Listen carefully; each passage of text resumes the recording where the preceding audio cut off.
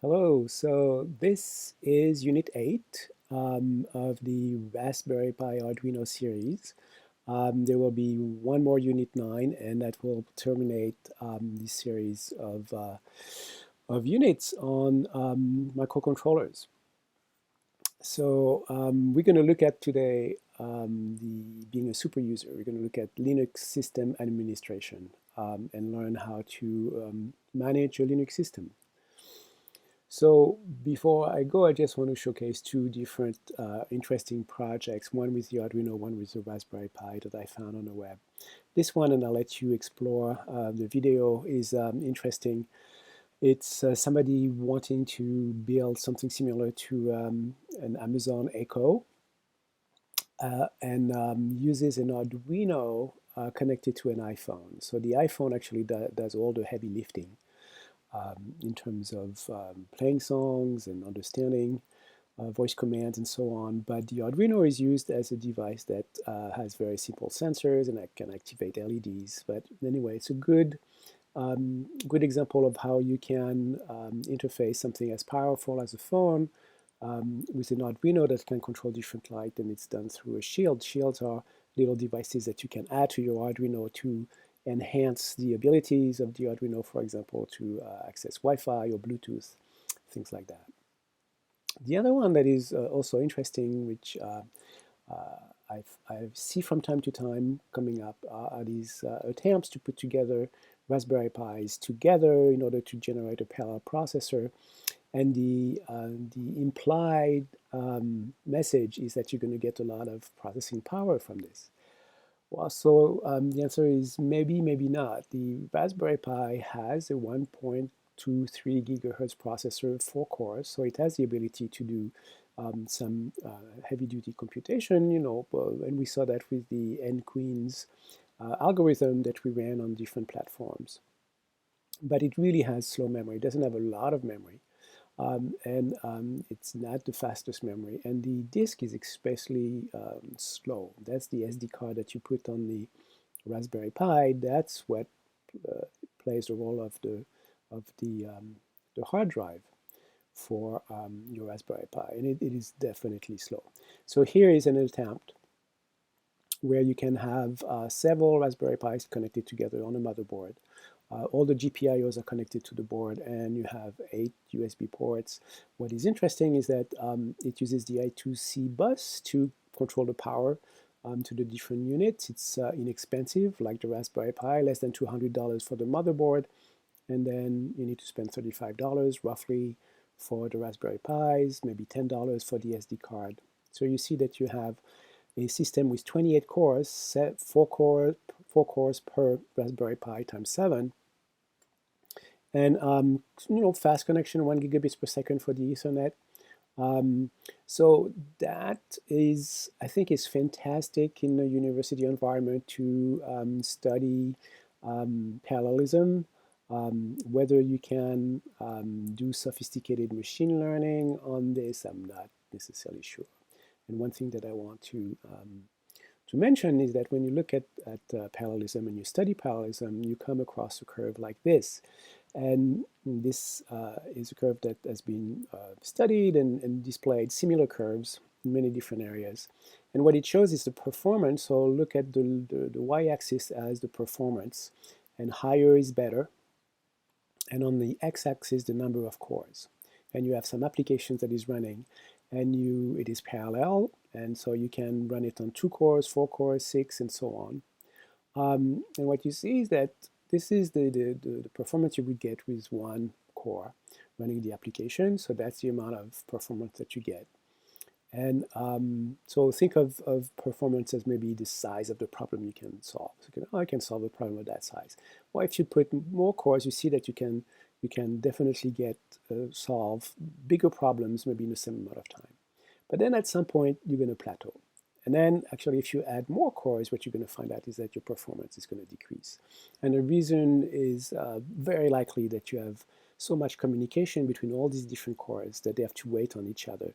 And the synchronization is really slowing them down rather than help get better performance.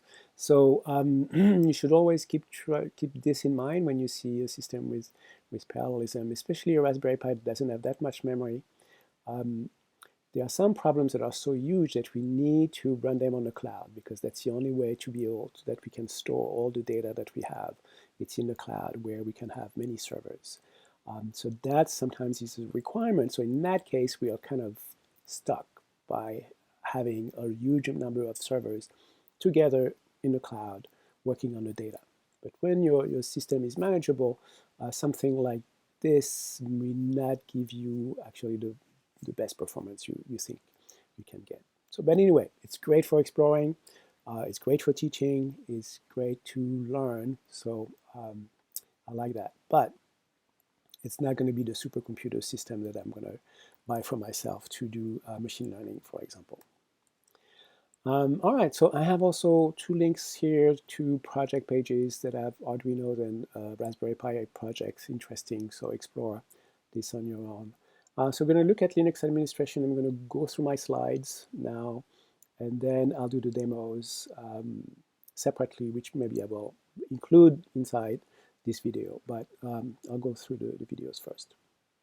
So we're going to look at creating a new user, customizing the environment, and installing package in this unit. So that's unit 8. And unit 9, the next unit this week, we're going to install a LAMP stack, install WordPress, and check the logs. The logs will give you an idea of everything that is recorded by Linux as it is running, and is very important when you want to do some forensic type of analysis. Somebody may have broken into your system and you want to try to see when that person first started getting into the system and what particular actions were performed. So Linux, a few words about Linux. Main keyword, it's open source. And being open source really allowed a lot of programmers, including excellent programmers throughout the world, to contribute to it. This is something that a big company cannot do. A big company will have a lot of excellent programmers, but not as many as would contribute to an open source project. And so you really saw with Linux something that only one person started, so that is interesting. Linus Torvald, one person started on an open source version of Unix, and that really took off and now is on almost all servers out there in the world. It reminds me a little bit of Guido van Rossum, who by himself started Python and had 3 weeks of a break during the winter many years back and decided to write a language that would have a lot of nice features from different languages he knew and that would be easy to use, and that was Python. It's open source. And both Linus Torvald and Guido van Rossum remained at the top of the open source package, deciding what was going to be allowed in the new revisions. So it is interesting that one person effort can sometimes generate software that is going to have a wide impact on society. So what is Linux? Linux at the base is a kernel. So a few words on kernel in the next slide, but it's basically a monolithic system with a lot of libraries and packages added around to make it different. If you have a desktop, for example, you want a lot of packages that will help you interact with the system through a window. If you have a server that doesn't have a keyboard, that doesn't have a display, then you may not need the same packages installed. So a lot of libraries for programming, for example, and then sometimes a graphical user interface, although it's not necessarily always needed. And some of the graphical user interfaces that you may have heard of are X11, which was generated at MIT, GNOME, KDE. So these are different GUIs. So when you have a system, the Linux kernel, plus libraries, plus GUI, and packages, by the way, there's a foundation that manages all the packages that kind of is a repository called GNU. GNU stands for GNU is not Unix, so an acronym that uses itself as part of the words that are used in it. And so when you package all this together, you get what is called a distributions, which we abbreviate to distros. And Debian is one, Fedora, Ubuntu, Red Hat, SUSE are just example of distributions. Ways of making Linux kind of set its flavors in some ways. Ubuntu is open source, probably the most widely used in universities, I would say. And some of them are sold. SUSE, for example, is one that you can buy. And if you buy it, then you have some kind of support associated with it and particular customizations that you may want to have. What does a kernel do? Well, the four basic features of a kernel is going to manage the memory. And the memory is not just the memory on your system, it's also the disk or the drive and sharing information, so virtual memory. And possibly other layers of memory past the drive on other disks. Managing processes, you always have thousands of processes running on a Linux processor at a particular time. You have processes to keep track of the time, processes to receive messages on the Ethernet or Wi-Fi, processes to write files or read files that programs may decide to access. Provide device drivers, so that's really an important feature of an operating system. You want it to manage all the hardware that is available for your users. Could be the mouse, could be the display, could be the keyboard, could be the network interface, and so on. So you want your programs to be able to access them in different ways, and the operating system is there to provide these services. And finally, enforces security and provide system calls. So those of you who have taken assembly language, interrupt 80 was a way for our programs to ask the operating system to either print or get information from the keyboard. So that's what a system call is. An operating system provides system calls so that programs written in different languages can access the hardware through the operating system. So that's what the kernel really provides for us. And here is the man who is responsible for Linux, Linus Torvald, and is still at the head of Linux as far as I know, and a lot has changed. So this is taken from an interview of his in Linux Journal. Very good article, by the way. 25-year later interview with Linus Torvald. So that was last year. This interview, but anyway, basically saying that a lot of things have changed, but it's still a challenging and interesting project to be associated with. So different operating systems that are based on Linux. For example, Android. Some of you have Android phones. Uses Linux at the core. Chrome OS, this operating system that uses basically the cloud and no drive. For storing information. OS X is not quite Linux, but it's pretty close, strongly inspired by that. So Linux in terms of laptops and desktops, very little, very few, 2.1%. So you see Microsoft Windows is definitely the elephant in the room here in terms of laptops and desktops. However, if you look at servers, cloud servers, systems on the cloud, 96%, and that's 2018 survey, 96% were running Linux. It's probably higher now. So less than 2% running Windows, and FreeBSD, less than 2%. But definitely the server world is a world of Linux. So what we're going to be looking at is how to become super user. In order to manage the operating system and to do some changes to it, you have to be super user. Regular users do not have these privileges. The regular user on our system is Pi, and we're going to see how we can make it become root, which is the default name for the super user. There's only one in Linux. So Pi, well, that's the default name that was decided for Raspbian, the Debian distribution for the Raspberry. So when you download it and install it on the Raspberry Pi, you always have user Pi, and the password will always be Raspberry, or has been until now. We've changed that, so that's a good feature. You don't want people to be able to log into your Raspberry Pi remotely.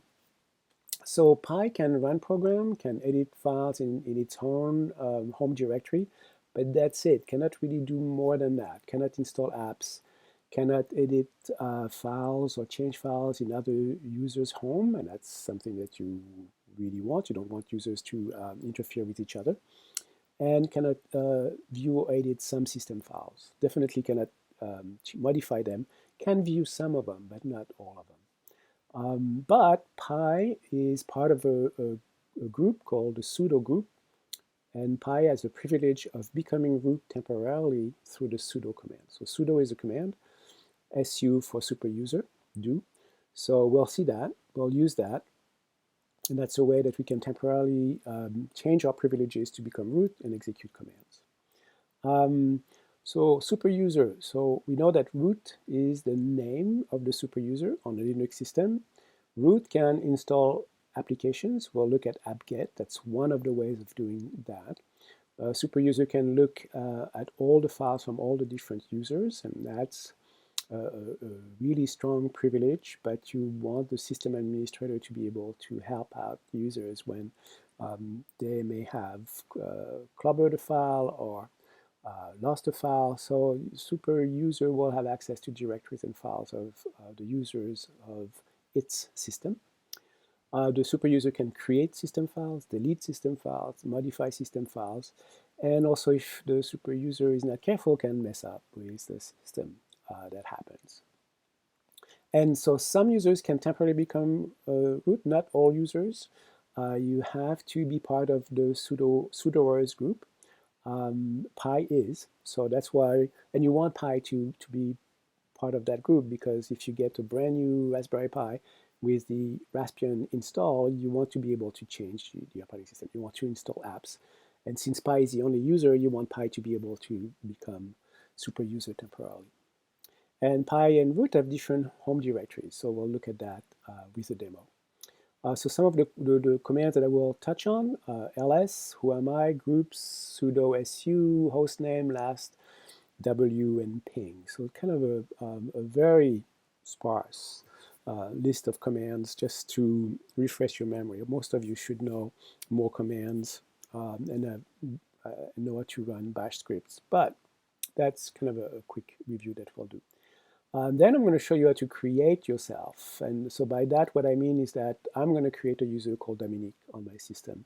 You may want to create a user with your first name or last name to have the same power as Pi. So therefore, after doing that, then you'll be able to log in to your Raspberry Pi, not as Pi, but as the name that you'll have picked. So it's kind of a nice feature. So we'll take a look at what is a Linux user. Well, what a Linux user is really it's a home directory. So as soon as a user is created, there's a new directory in the /home folder directory for the user. So a user is really a set of files on the disk and particular privileges. So a new group as well is created. And so that's basically that, privileges for accessing its own file. We can figure out who we are. If you have several users and you can become different users, then at some point you may be lost in terms of who you are. So who am I is a command that is good for that. And then we'll look at sudoers group. So when we create ourselves, we'll make sure that we add, so we'll do it by using Pi as the name that creates the new user, and Pi will give privileges to the new user, such as being part of the sudoers group, and also being part of a lot of other groups that Pi belongs to, so that the new user will have the same powers as Pi. Then we're going to customize our environment, and in order to do that, we'll change the bash rc file. So bash rc with a dot at the front is a system file that every user has in his or her directory, home. And that contains commands that will make bash look a particular way. You can customize it. You can customize the prompt to have colors in it, to show the host name or the current directory. You can create aliases for commands, and I'll show you how to create one called ll. So it's right here, this line, ll. And when I type ll, it will become ls minus l. So it's just a way of making the number of keystrokes smaller so that you can go faster at the terminal to do different things. So things that you do often, for example, history. I type history fairly often to see the list of commands that I've typed before and then pick the one that I want to do again. So you can make an alias h, so I can type h and it will automatically call the history. So that's customization. It's not necessary, it's just a way of making your system friendlier for yourself. And then once we've done that, when we modify bash RC by adding customization, we have to always remember, you have to source that bash RC. So every time you modify bash RC, you source it. You tell bash to read that file of customization so that it can learn the new customizations that you have created in there. And then I'm going to install packages. So the first one we'll do is a fun one. And actually, if you do it well, you'll see that there's a little bit of magic there. We'll create this window with two eyes, and these two eyes will follow the mouse as we move around. But we'll do it in such a way that that window will actually appear on the desktop of our laptop. It will not just be inside VNC or inside the terminal. It will be anywhere on our laptop, and it will be running from the Raspberry Pi. So it's going to be interesting that the Raspberry Pi will be running a window that is separate on our laptop as if it were a window belonging to our operating system, but it's not. It's controlled by the Raspberry Pi. So it's kind of an interesting system of being able to do graphics, open a graphics window on our desktop that is actually not run by a laptop, but run by a remote system. Okay, so hopefully you'll be able to see these eyes. It's called X eyes, and you see the name right here. It's similar to Hello World when you run a program for the first time, or when you learn the language for the first time. You have the Hello World application just to see how you do output. So here, when we're dealing with graphical user interfaces, X eyes can be a simple test to see if you can run a graphics application from your Linux system. And I'll be hit. So that's it for this part. So I'm now going to switch to demos of these different parts.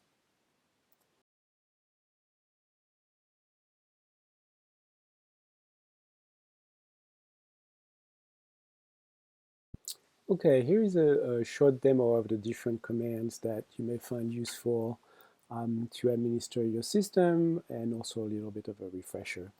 Okay, so if you do ls, a regular ls, what you find is typically a set of names for files, and here in blue are directories, and in black text files.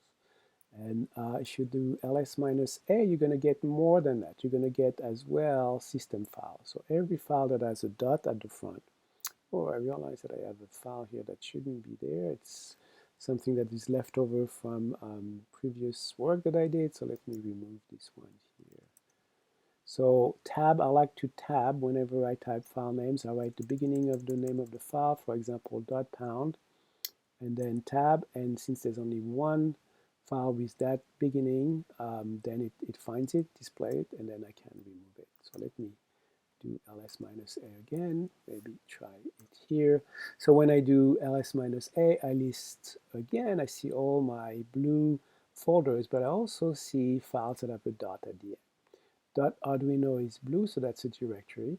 So that's very likely where the Arduino software decided to store some of the information about what I did, and maybe some of the settings that I changed in the IDE.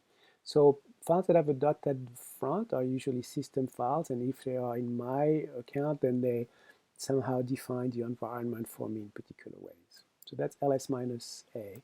ls-l will give you the regular files, but it will give you as well some more information.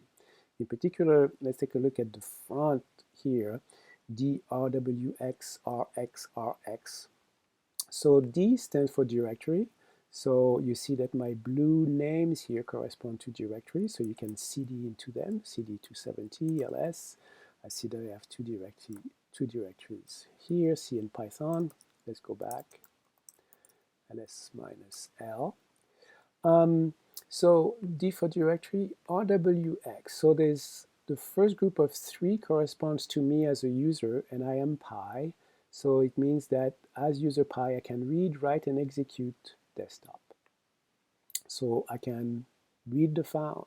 Executing a directory means you can change to it, you can open it up and go inside.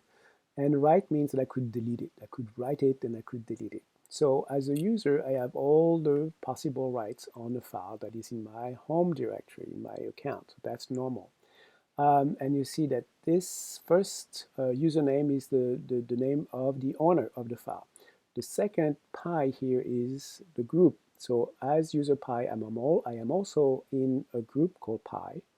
And right now I'm the only user in that group, but I could add other users. And so the users who are in this group will have this next group of letters to identify what kind of privileges they have on desktop. So users in a group I can read and execute my desktop, but cannot delete it. See, there's a dash here indicating they cannot write it, they cannot delete it.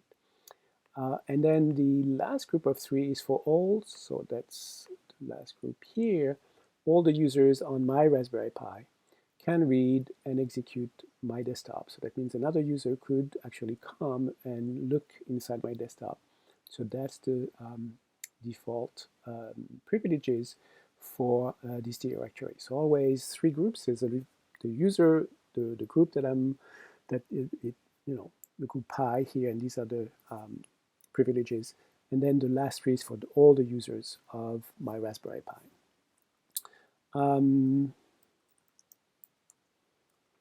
All right, who am I? Well, it's a very simple and silly command in some ways because it's just telling me which user I am currently being. But that's useful when a super user, because as a super user, sometimes you can become other users temporarily, and if you don't remember which user you are. And so here I made the prompt display the name of the current user, but some don't necessarily see that. So who am I is a good command to know. Groups. So the command groups will show me all the different groups that I belong to. So groups. And here you see that as user Pi, I am part of the Pi group, the ADM administration group, dial-out, and so on. I2C, see there's an I2C group, so that I should be able to access the hardware, the I2C hardware, to do serial communication, and so on. And we'll see that by default you do not have all these groups associated with you. It has to be a separate command to give these privileges to a new user. Sudo su. That if you have several commands that you need to issue as super user, instead of doing sudo in front of each one of them, you could say sudo su, and in this case you become super user. So now I am root in the directory on the hostname 270A. I am in the home pi directory, and the pound sign is always indicative of you being the root. So right now I'm root, so if I ask who am I, it will tell me that I am root. If you want to come out of this, exit. Okay. Hostname. Well, I know that the hostname is 270A, but sometimes the prompt is not set up to display it. So hostname will tell you what your full hostname is, and right now it's this whole thing here. There's a .NET at the end, but it's not showing it right here. Last. All right, last, I'm showing you this right now because it's going to give you a hint of all that the Linux system is doing in the background that we may not be aware of. So let me clear this. Last. All right, I'm going to make my window a little bigger so that we can see everything better. And so what do I see here? I'm going to see the last time that people connected to my system and rebooted. And you see that as user Pi, I connected on February 13 at 11:31. So you see quite early on, actually, until today for me, Sunday, April 19th, 8:45 to 8:55. And so that was Dominique connecting. We're going to add new users.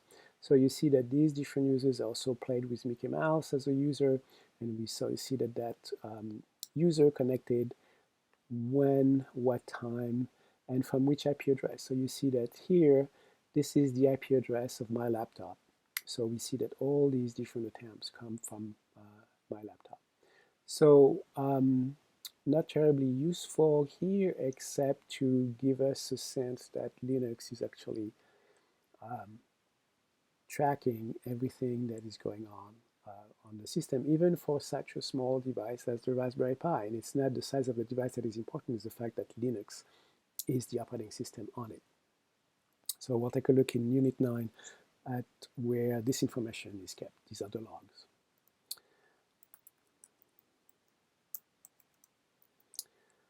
Okay, W. Who is using the system? So W by itself stands for who. You can also type who, and you'll get a similar information, a little different output. But right now we see that Pi, I'm logged in different ways to my system. Not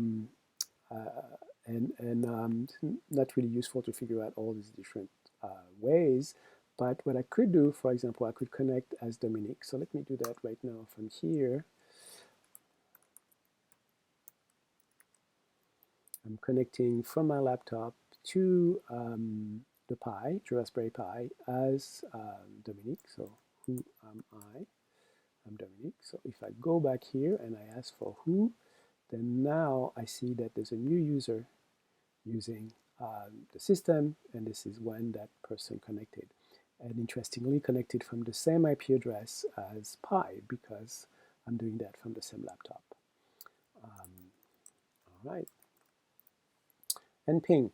Ping is useful if you want to know if some particular system is up and running. A remote system, it could be that from your laptop you want to see if your Raspberry Pi is up and the Raspberry Pi is in a different room, which happens to me all the time. So I can do that. So let me show you how I would do it.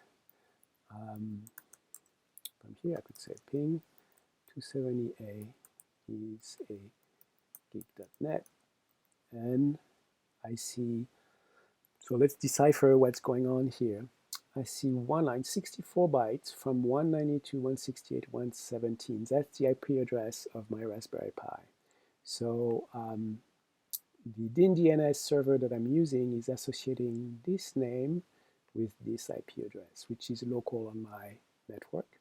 And one line here basically says, yes, the system is up. So we sent a message, or we received a message of 64 bytes from this IP address. And the elapsed time from sending the request, the ping, and getting the answer was 180 milliseconds. And you see that that changes. It's because many things happening on the network. But when I get something like this, it's positive, the system is up, so I know that I can do whatever I want with that particular server. So you can ping many different things. I can ping Google and see if Google is up. And sure enough, Google is up. And you see that the return time is quite fast. And you see that my Raspberry Pi, which right now is in the same room as me, has a longer loop time than Google, which is on wherever it is. That's the IP address of the Google server which responded.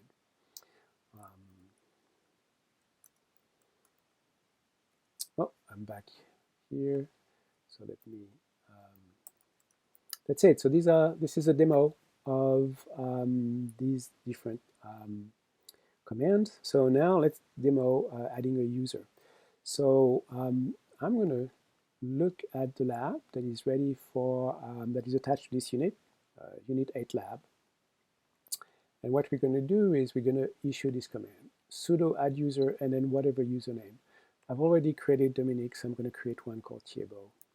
So sudo add user Thiebaut. Okay, new password. You know what password I'm using.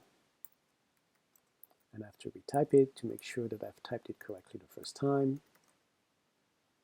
Full name. You don't have to enter any of this. This is optional. But is this correct? So whenever, with Linux, whenever you have a yes, no, possibility, and one of the two letters is uppercase, means that's a default. So right now the default is yes, so I don't have to type Y, I can just press enter. And that's it, I should have a new user. So let's figure this out. ls home, so that's where all users reside. So I have Dominique, Pi, and Thiebaut. So that's my new user, and I should be able to connect to my Pi using this name. So let's verify that. So I'm back now, I'm talking to my Mac. So you see, I liked my prompts to somehow display what host name I'm using, so that's a good, when I have several windows, one connected to the Raspberry Pi, one connected to my Mac, one connected to a server at Smith College, for example. It's very nice for the prompt to be different. So SSH minus Y Thiebaut at 270A is a geek.net. Let's see.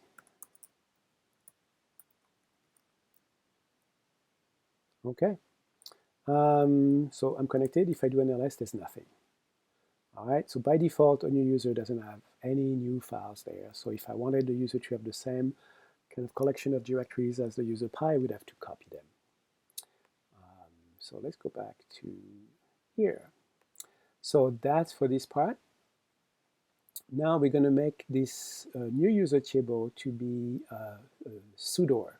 So that's how we're going to do that. So I'm going to replace Mickey Mouse with Thiebaut. So let's do this. Okay, done. All right, so that's, there's one more thing. Oh, this, I need to do this. So let's take a look at, where am I here? So here I'm Thiebaut. If I say groups, I'm only in group Thiebaut. So I don't have ADM and I2C and all these different things that are nice for me to, would be nice for me to have if I want to have the same powers as Pi. So that command will allow me to do that. But it's a long command. That command should be on one line only.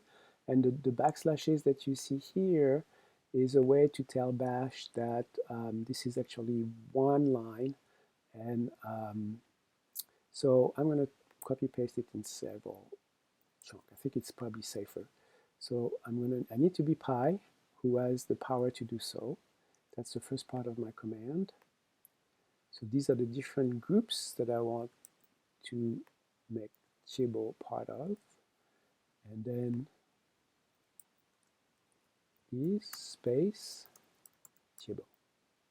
All right, so now I may not, let's see, I may not see all these groups because my environment or the system hasn't updated these privileges to me. So I need to log out and log back in to see the change that has just taken place. So exit, go back.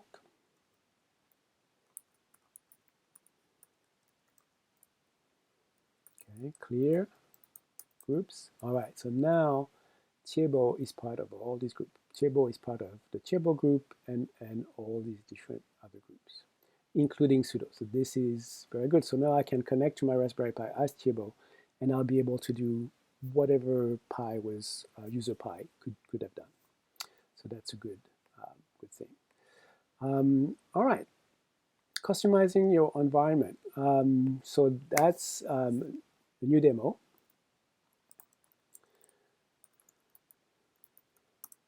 Actually, let's do that. No, I think I'm going to do it in this place. So the bash RC file, so let me clear this, oops, dot bash RC. We haven't looked at this file yet. So that's an environment file that is read by bash whenever you connect through a terminal, which is called an interactive session.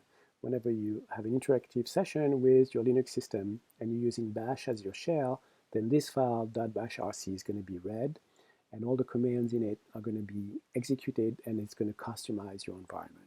So let's take a look at what it looks like. So that's a bash file. Everything that has a pound at the beginning of the line is a comment. We see we have some case statements, a lot of, so history side, this has to do with how much of a history you want your system to keep track of and the size of your file. So these are constants that we can define. And plenty of other things that is not terribly important for us right now. So I'm going to edit it. So Emacs, no window, dot bash rc, and I will say, take a look at what my prompt looks like right now. It's pi i270a, little tilde, dollar sign, and a green host name and a blue prompt here. So I'm going to change that. So I'm going to edit this. So now it's color-coded in Emacs. Emacs is clever enough to know what kind of file I'm editing, which is a bash script. So I'm going to go to the end of that file, Control-X bracket, and I'm going to copy-paste these 3 lines. Actually, 5. 1, 2, 3, 4, 5. Okay, so PS1 equals. That's a way of customizing my prompt. There's PS1 and PS2. Actually, I could have 2 lines for that. Alias Emacs equals. So what I'm making here is I'm creating an alias. What I don't always remember to type -NW to say no window, do not open an Emacs window separate from my terminal.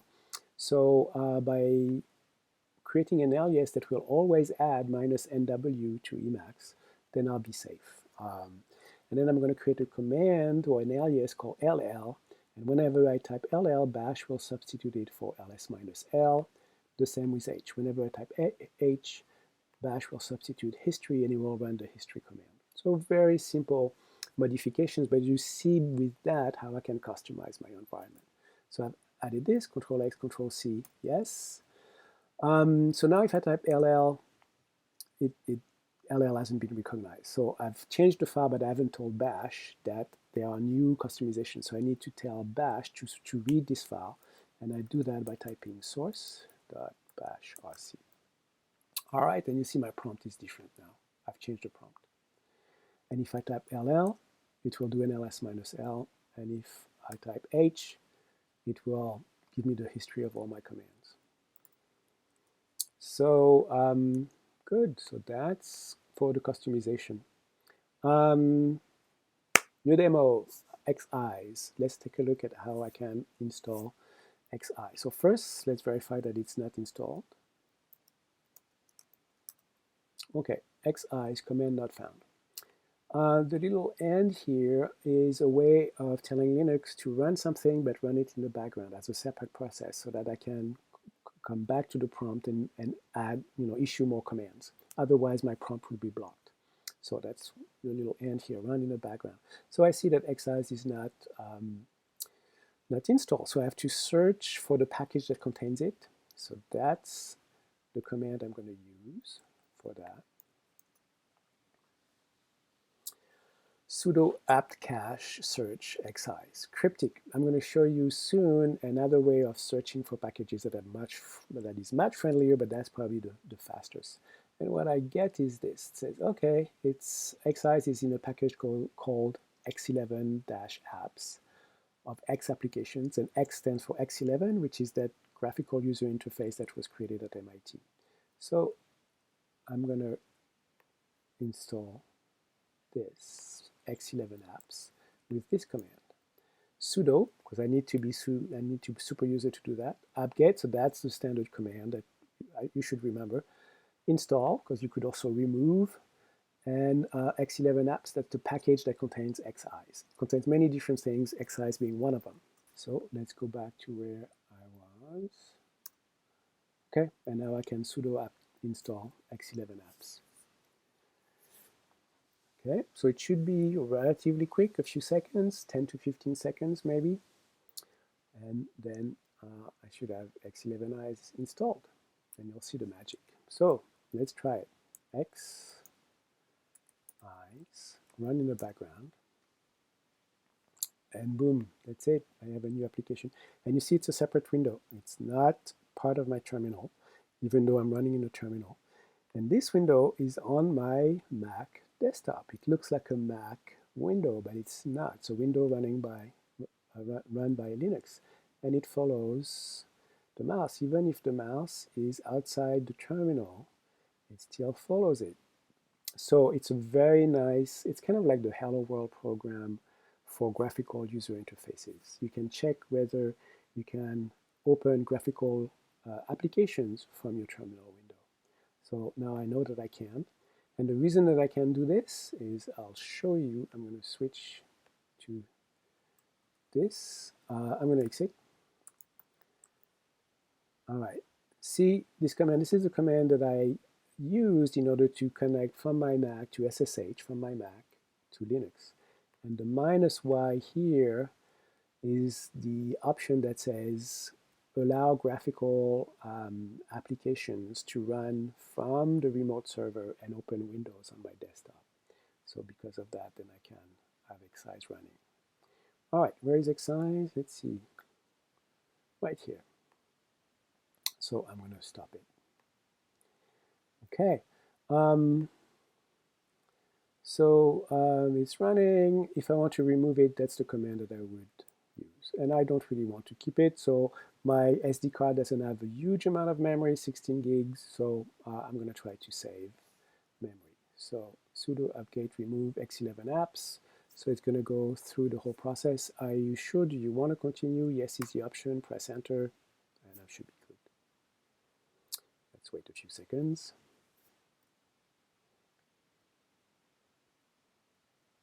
Okay, let's see if I can run Excise anymore. No, command not found. It has been removed from my system.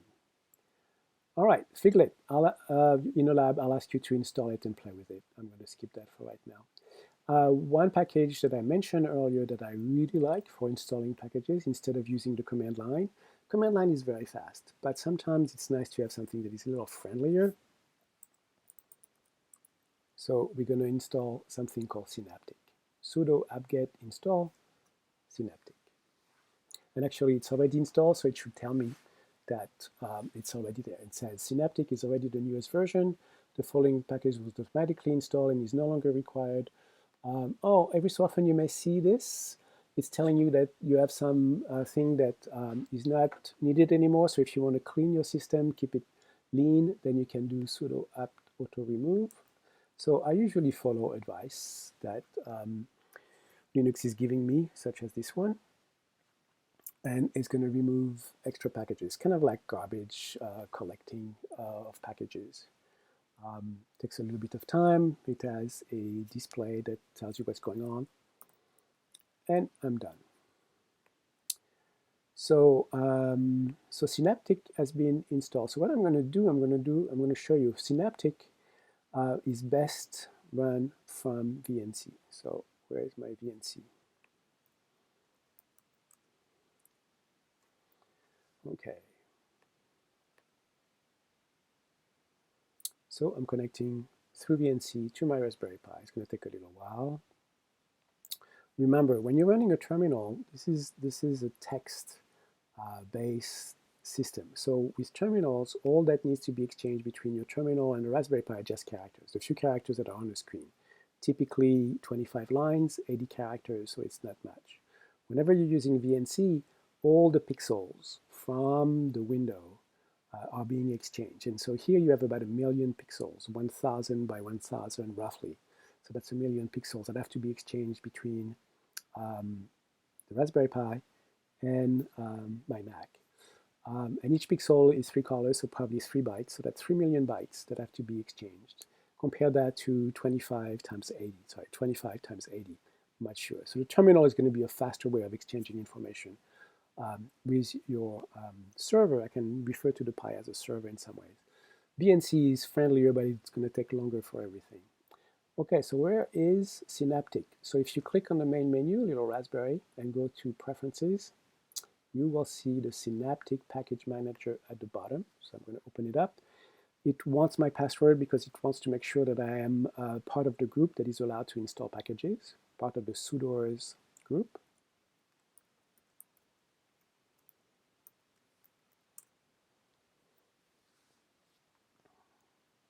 Okay, so it should be starting. It's a little slow because it's loading from the SD card.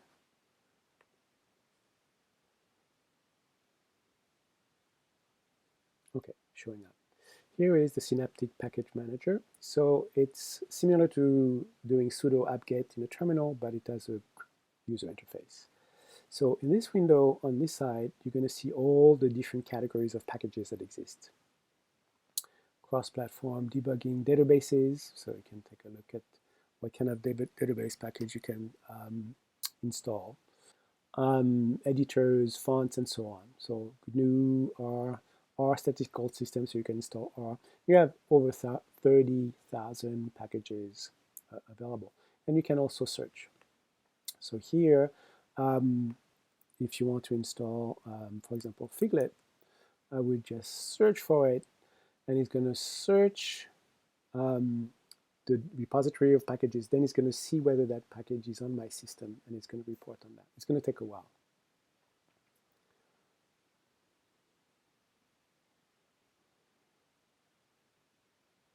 Okay, it has found it, Figlet, and it's right here, and it's not installed. So if I want to install it, I click on it, mark for installation, okay, and then I can apply. New window to be installed, one package. Sometimes if you install one package, you will have to install other packages, so they will be installed automatically for you. Download package file, no. Show details, I have. Everything is fine to be installed, apply. And now Figlet should be installed for me. And so it's basically using sudo apt-get in the background, but we don't see that. We just have a friendlier interface to deal with. Okay, let's wait for that, and that will be the end of this demo. And now we have Figlet. See the little square, the filled square tells us that it's installed. That's the version that is installed, and a description of what it is and what it does. All right, so that's it. That's a demo of what you can do. That's a Unit 8. Remember, Unit 9 will go a little deeper in terms of installing a web server. So that's it. Hope you enjoyed it.